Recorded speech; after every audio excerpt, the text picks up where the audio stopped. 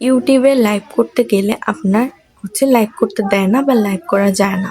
So এইটা নিয়ে কিন্তু আমি আগের ভিডিওটা বানাইছি। তো তখন বলছিলাম যে আমি পরবর্তী ভিডিও বানাবো যখন সেই ভিডিওটা আমি আপনাদেরকে দেখায় দেবো কিভাবে এই লাইভ করার অপশনটা আপনারা ঠিক করবেন। তো যাই হোক, আজকের ভিডিওটা কিন্তু অবশ্যই সম্পূর্ণ দেখে যাবেন এবং শিখে যাবেন যে কি করলে লাইভ আপনারা করতে পারবেন।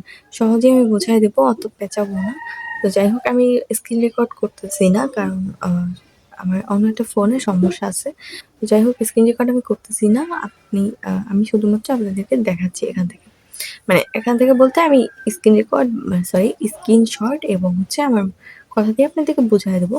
অবশ্যই ভিডিওটা সম্পূর্ণ দেখে যাবেন। ভালো লাগলে অবশ্যই লাইক, কমেন্ট, শেয়ার করবেন। চলুন ভিডিওটা শুরু করা যাক।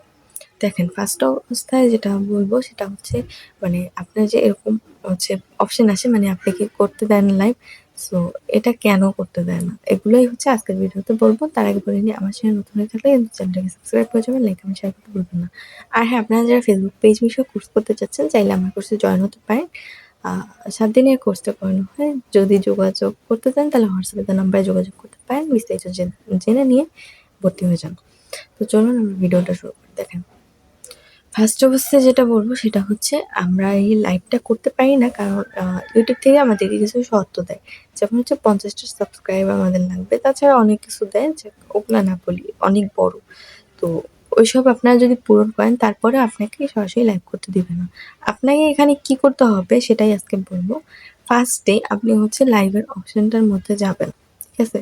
লাইভের ইউটিউবে যাবেন, ইউটিউবে গিয়ে প্লাস আইকনে যাবেন, প্লাস আইকনে গিয়ে আপনি লাইভের অপশনে যাবেন। লাইভের অপশনে গিয়ে আপনি গো লাইভে যাবেন, দেখবেন যে আপনি ওখানে লাইভ করতে পারতেছেন না। আপনাকে এরকম নিচে দেওয়া একটা পিকচারের মতো এরকম শো করতেছে। ওকে, এরকম শো করার ফলে আপনি তো ভয় পাচ্ছেন। আসলে ভয় পাওয়ার কিছুই নেই। তারপর আপনি যেটা করবেন সেটা এখান থেকে আপনি লার্ন মোডে চলে যাবেন।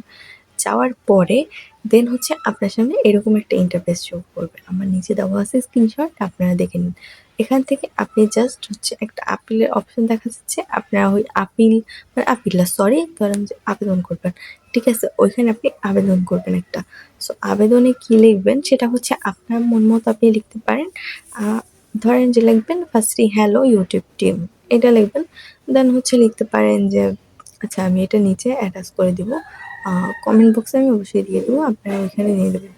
তো আরেকটা যেটা কাজ করবেন সেটা আপনার ইউটিউব চ্যানেলে একটা স্ক্রিনশট তুলে নেবেন, ঠিক আছে? আর আপনার ইউটিউব চ্যানেলের লিঙ্কটা কপি করে নেবেন। এই ২ টা জিনিস ওইখানে লাগবে। ফার্স্টে আপনি দিবেন যে মাই ইউটিউব চ্যানেল লিঙ্ক, ওকে? তো লিঙ্কটা ওখানে বসাই দেবেন। দেন স্ক্রিনশট আছে, এই যে দেখাই যাচ্ছে, স্ক্রিনশটটা অ্যাটাচ করে দিবেন ওইখানে। দেন আপনি সবকিছু দেখবেন যে ঠিকঠাক আছে কিনা। তারপরে নিচে দেখবেন যে সেভ অপশন আছে, বা সেভ বা রিপোর্ট এরকম অপশন আসবে। তো আপনি ওই সেভে ক্লিক করে দিবেন। দেন ফেসবুকে, সরি, ইউটিউবের কাছে রিপোর্টটা চলে যাবে, ঠিক আছে? রিপোর্টটা চলে যাওয়ার পরে তারা আপনার চ্যানেলটাকে দেখবে, দেখার পরে তারপরে আপনাকে লাইভের অপশনটা দিয়ে দেবে, ওকে? তো এটা বেশি দিন টাইম লাগবে না, ১ দিনের মতো টাইম লাগতে পারে, ১ থেকে ২ দিন। এরপরে আপনি আবার লাইভ করতে পারবেন, ঠিক আছে? এরপরে যখন আপনি ঢুকবেন তখন দেখতে পারবেন যে আপনার লাইভের অপশনটা চলে এসেছে। এখন আপনি এইভাবে লাইভ করতে পারতেছেন। তো যাই হোক, আশা করি আজকের ভিডিওটা আপনাদের কাছে ভালো লেগেছে। ভালো লাগলে অবশ্যই লাইক, কমেন্ট, শেয়ার করতে ভুলবেন না। ধন্যবাদ সবাইকে আজকের ভিডিওটা দেখার জন্য। আল্লাহ হাফেজ।